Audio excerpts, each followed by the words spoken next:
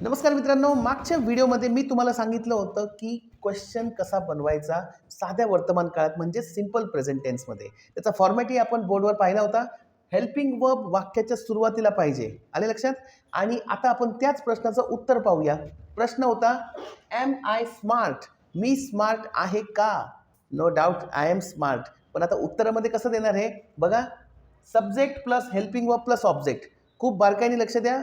Question विचारण्यासाठी नेहमी helping वर्बनी सुरुवात करायची आणि उत्तर देताना सब्जेक्टनी सुरुवात करायची. बघा, आय एम स्मार्ट. सिमिलरली बाकीचे एक्झाम्पल्स पाहूया. Am I learner? मी शिकणारा आहे का? Yes, I am learner. Am I good? मी चांगला आहे का? Yes, I am good. Am I strong? मी स्ट्रॉंग आहे का? Yes, I am strong. आता तुम्ही मला कमेंटमध्ये कळवा की तुम्ही स्ट्रॉंग आहात की नाही.